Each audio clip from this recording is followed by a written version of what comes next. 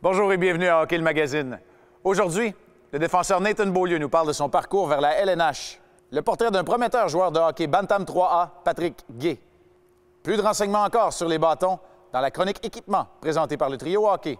Les subtilités du jeu de passe avec Denis Gauthier et Daniel Jacob. Mais tout d'abord, la rencontre entre Raphaël Doucet et le recruteur québécois des Prédateurs de Nashville, Jean-Philippe Glaude.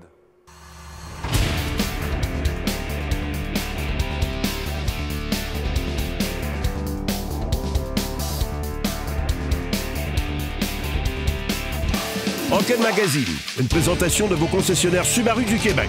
Subaru, confiance et évolution.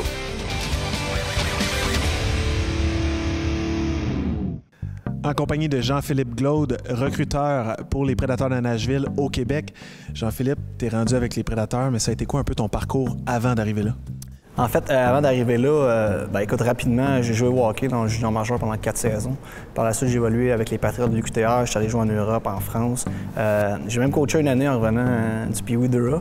Puis par la suite, j'ai décidé de prendre la voie du recrutement, en fait. Donc, je me suis associé aux Wildcats de Moncton pour 2 années, temps partiel, évidemment. Puis après 2 années, écoute, une opportunité qui s'est présentée. Puis à la suite d'entrevues et au niveau de rencontres avec des gens à Nashville, j'ai eu une opportunité de travailler avec les Prédateurs. Donc, je vais commencer ma 4e année. Comment s'est présentée ta première opportunité avec les Prédateurs de Nashville? Bon, en fait, écoute, les Prédateurs de Nashville cherchaient un recruteur à ajouter au Québec. En fait, on n'en avait pas officiellement, si je peux dire.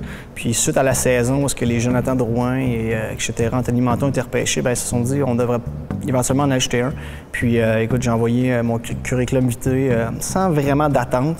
Puis finalement, une entrevue, 2 entrevues, quelques appels téléphoniques, puis l'opportunité s'est présentée de joindre à eux à temps partiel parce qu'en même temps, je travaillais à l'Université du Québec à Trois-Rivières à temps plein. As-tu assez de 24 heures dans une journée? Parce que là, tu es à l'UQTR, tu regardes beaucoup de matchs dans une semaine. Ça ressemble à quoi ton horaire? En fait, l'UQTR, évidemment, c'est 8h30 à 5, si on peut dire comme ça. Le plus important d'être capable de combiner les deux reste vraiment trouver l'équilibre. Évidemment, j'habite à Trois-Rivières, ça aide. Depuis ton arrivée en 2013, les Prédateurs ont repêché beaucoup de Québécois, dont Samuel Girard et puis Frédéric Allard en juin dernier. À quel point tu as eu ton mot à dire dans ces sélections-là? Il faut être très, très prudent. Puis je vais parler pour l'organisation des Prédateurs quand on associe un recruteur à un joueur. Oui, je travaille au Québec. Par contre, je le dis, je l'ai répété beaucoup cet été, c'est un travail d'équipe. Moi, mon premier objectif, c'est d'être capable d'identifier les joueurs que je crois vont aider les Prédateurs de Nashville dans une vision d'équipe éventuellement. Samuel Girard, défenseur mobile, explosif. Frédéric Allard, un autre défenseur qui est capable de bouger la rondelle. Bon, ça, c'est des qualités qu'on aime beaucoup à Nashville. Après, c'est d'être capable, si on peut dire, de bien les placer sur notre liste finale avec l'opinion du recruteur-chef, d'autres recruteurs qui les ont déjà vus. Puis par la suite, quand arrive le repêchage, si tes joueurs sont quand même bien placés, tu te croises les doigts. Es-tu capable de cibler ton meilleur coup jusqu'ici? Non, dans le sens que je vais être encore prudent, mais il y a peut-être une situation qui est plaisante à voir. Ma première saison, on n'avait pas repêché de joueur de la JMQ au repêchage. Par contre, moi, il y a un jeune que j'aimais beaucoup qui jouait à Drummondville, Frédéric Gaudreau, qui avait été à Shawinigan, échangé à Drummondville. Frédéric a une histoire incroyable. Il jouait midget 3 à 17 ans, une grosse blessure. Tu sentais, je n'étais probablement pas le seul à sentir, que ce jeune-là avait un upside, donc avait encore beaucoup de choses à amener dans son jeu. Puis on lui a signé un contrat Ligue américaine. Sa première saison a fait une année correcte. Puis l'année passée, sa 2e saison a explosé. Il est devenu un joueur totalement dominant pour Milwaukee. Puis là, ils ont offert un contrat de la Ligue nationale. Donc après ça, le chemin est tracé pour Frédéric, à lui de le faire. Mais ça, c'est plaisant. En même temps, c'est un long processus pour peu importe qui tu repêches. Jean-Philippe, merci et bonne saison. Plaisir, merci. C'est l'heure de la question quiz. Nathan Beaulieu a représenté le Canada en 2012 au championnat du monde junior. Quel résultat l'équipe a-t-elle obtenu? A, la médaille d'or. B, la médaille d'argent. Ou C, la médaille de bronze. La réponse, après la pause.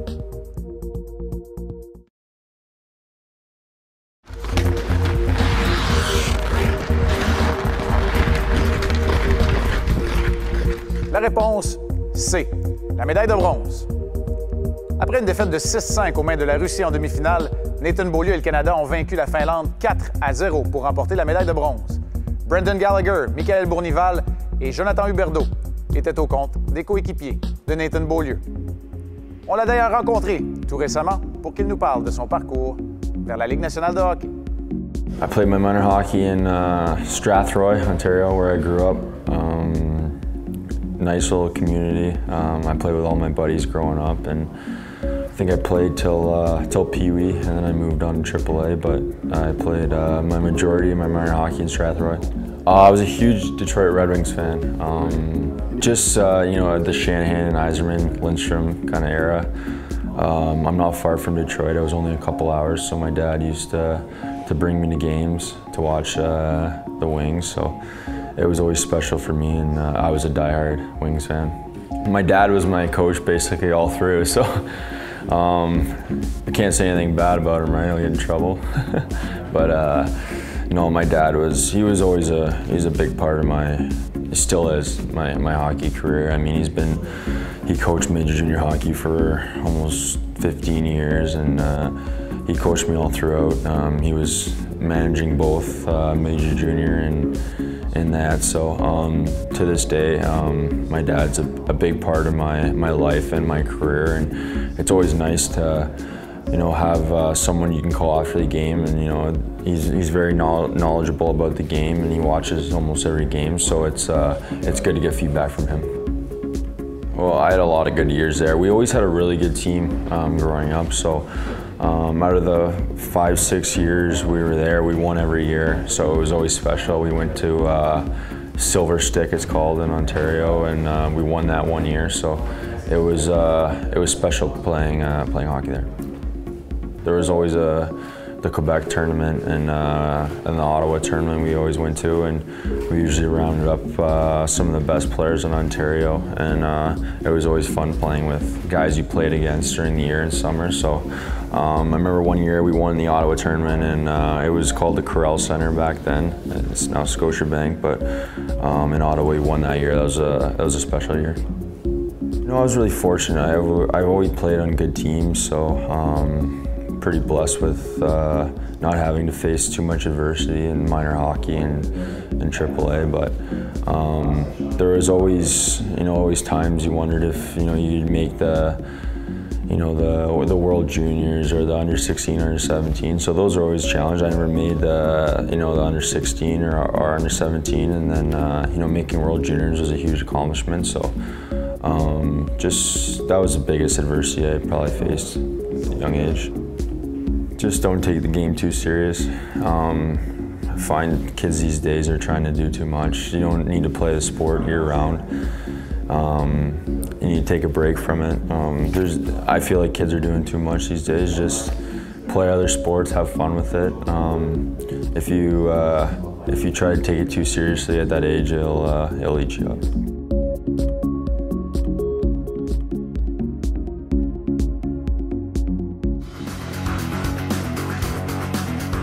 Cette chronique équipement vous est présentée par le Trio Hockey, Sport Rousseau, Hockey Expert et l'Entrepôt du Hockey. Éric, la semaine dernière, on a passé à travers plusieurs facettes dans le choix d'un bon bâton. La courbe, la rigidité ou la flexibilité d'un bâton, la forme du manche aussi qui peut être plus arrondie ou plus carrée. Mais on n'a pas passé à travers tous les modèles de bâtons. Il y en a plusieurs.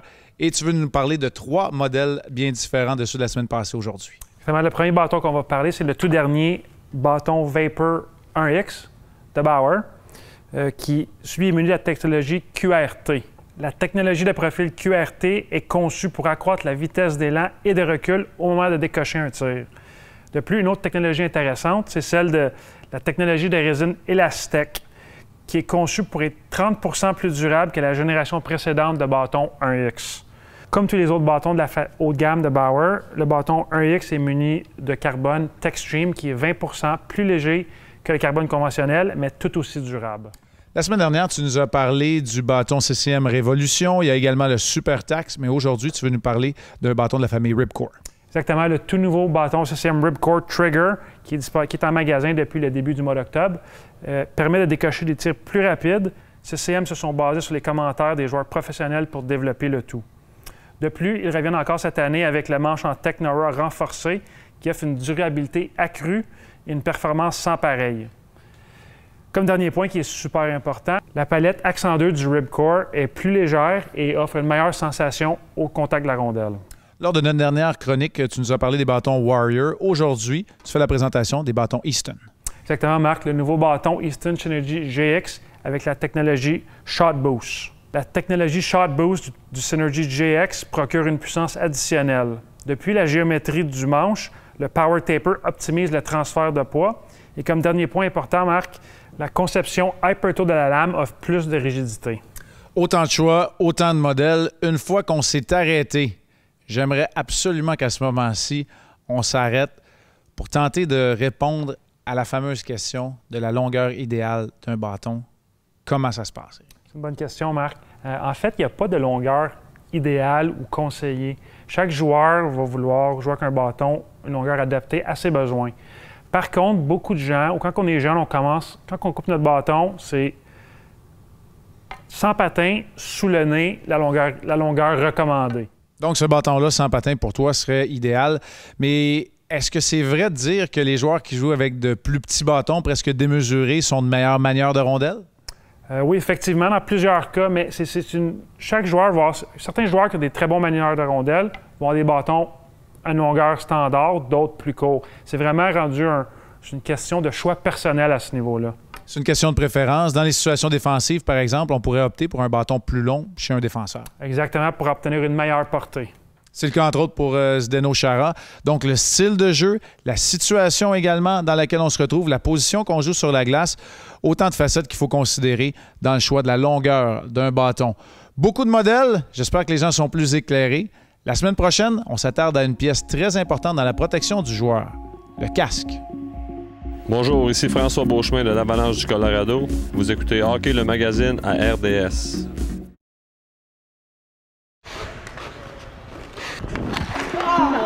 Le portrait de la semaine. Une présentation de Hockey le magazine. En kiosque et sur votre application mobile maintenant. En compagnie de Patrick Guay, qui est centre avec les Harfans du Triolet Bantam 3A. Patrick, si tu me parlais de tes débuts au hockey, tu as commencé assez jeune. Oui, j'ai commencé à patiner à l'âge de 3 ans, les tours de patin à Magog. Ça me tentait pas trop, mais on était obligés un peu. T'as pas aimé ça au début? Non, vraiment pas. Il fallait ramasser des jouets sur la glace, là, j'aimais pas ça. Après ça, j'ai commencé à 4 ans au MAG avec ma grande sœur Aleti.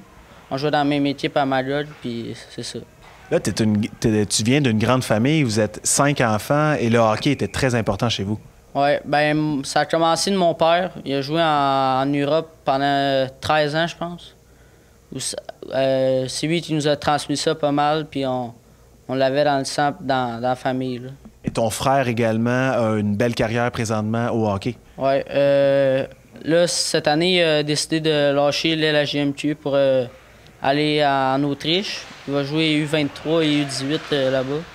C'était pas mal plus pour se développer, puis il veut avoir des meilleures chances de se faire repêcher aussi. Au niveau de l'école, bon, tu es en sport-études avec le Triolet. Comment tu réussis à concilier les deux, le hockey et les études? Notre horaire il est planifié. Notre horaire de sport-études est planifié en fonction des devoirs et tout. Donc, c'est facile de faire les devoirs. On les fait le soir, puis on s'entraîne le matin. Ou on a des périodes d'études aussi le matin avec notre équipe. Donc, le matin, c'est plus école. Et est-ce que tu as du hockey chaque jour? Oui, on est sur la glace pas mal à chaque jour, 4 jours par semaine. Et on s'entraîne 3-4 fois par semaine aussi. As-tu des objectifs personnels ou d'équipe cette saison? C'est sûr, moi, je veux tout gagner cette année. Même les tournois, que ce soit des games, des games peut-être faciles ou peu importe, moi, je veux tout gagner. Mais le Jeu du Québec à Alma, à la semaine de relâche, j'aimerais vraiment ça gagner ça. Ce serait une belle victoire d'équipe. Pour résumer Patrick Guay, je crois qu'un mot vient en tête, c'est qu'il est très spectaculaire. Un joueur offensif, mais aussi beaucoup de caractère. Toutes les fois qu'on lui demande qu'est-ce que tu veux faire cette année comme objectif, c'est de gagner tout. Alors, je crois que ça va être notre leader, notre capitaine pour nous aider cette saison. Patrick, s'il veut passer au prochain niveau, doit continuer d'améliorer son explosion, son patin pour l'amener au prochain niveau. Je crois que les joueurs qui ont un coup de patin excellent, avec le hockey sense qu'il a et les habiletés, ça peut l'amener très loin. Est-ce que tu as un plus beau souvenir dans ta carrière jusqu'ici? Oui, c'est le U14 au printemps 2016 avec l'entraîneur Mike McClure. On s'avait entraîné pendant 6 semaines, je pense, pour ce tournoi-là. On est arrivé au tournoi vraiment après. On a gagné beaucoup de games de gros stars, en partie contre les Lions et le Rousseau Royal en finale. On était vraiment après, donc ça a payé. Puis c'était vraiment le fun comme tournoi, ça. Patrick Guay, merci beaucoup pour ton temps et bonne saison. Merci. Ici Patrice Bergeron, vous regardez Hockey le magazine à RDS.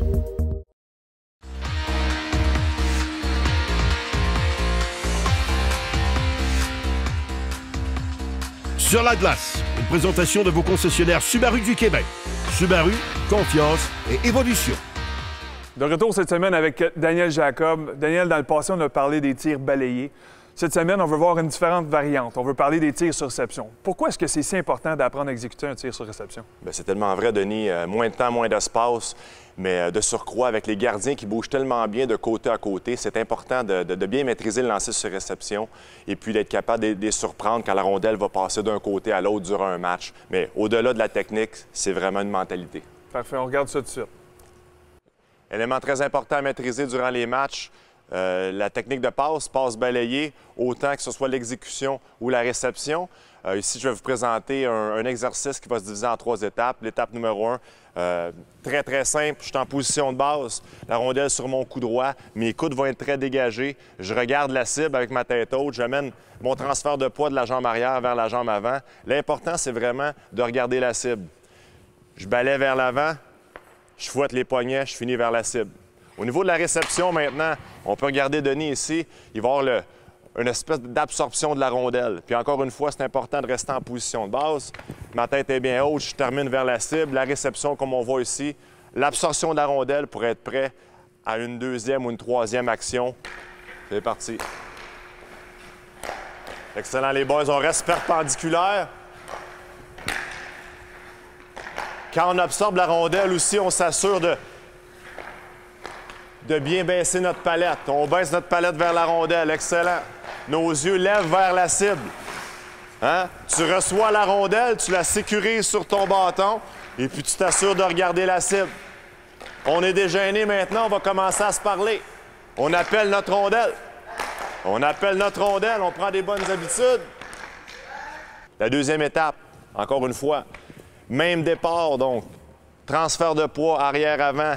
Les bras dégagés, je termine vers la cible. Maintenant, ce qu'on va demander, transférer la rondelle, donc un mouvement d'amplitude du côté revers. Et puis la même chose s'applique, passe côté revers au côté coup droit. Même chose, réception, absorption. Je transfère la rondelle de l'autre côté. Je reste bien fléchi, transfert de poids, coude dégagé. Je finis vers la cible. Une chose très importante aussi quand on parle de réception de rondelle, c'est premièrement la communication avec mon partenaire, puis surtout, c'est de donner une cible. Donner une cible à notre joueur, comme ça simplifie les choses. Réception avant, passe du revers. On est toujours perpendiculaire à la cible.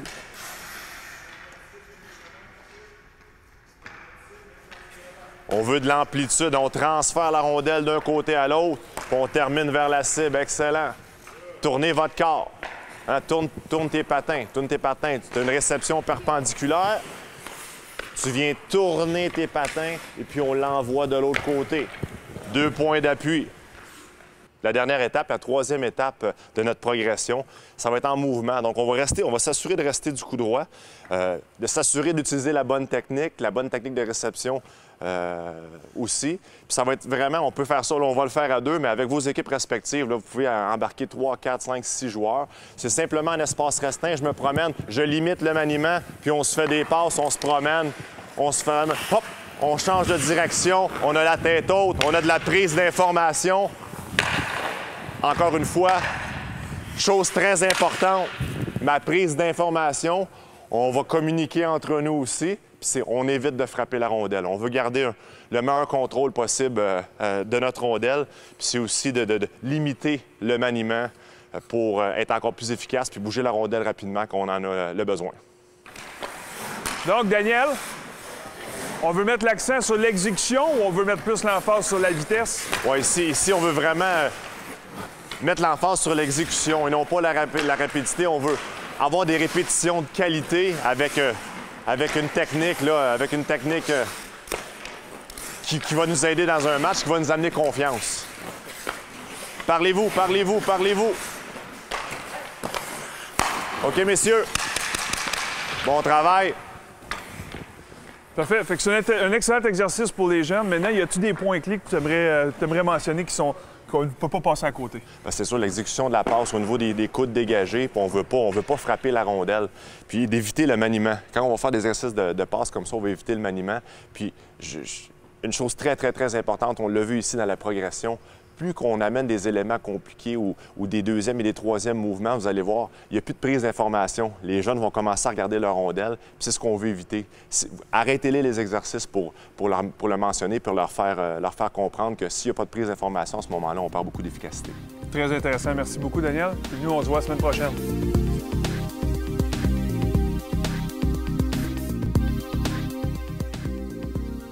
Je prends toujours la même chose dans mon café, mais surtout au niveau des cravates. Les chemises-cravates. Les cravates gagnantes, d'habitude, ils durent longtemps. Ouais. Aucune superstition. Moi, je suis pas vraiment un fanatique de ça, mais écoute, il y a des choses qui reviennent, mais c'est pas vraiment une routine. Pas mal mâcher de la gomme, prendre une bouteille d'eau. Un peu comme tous les coachs, là, mais une gomme, ça te fait passer le temps, ça te fait déstresser un peu avant les matchs. Oui, 2. La gomme avant le café et non l'inverse.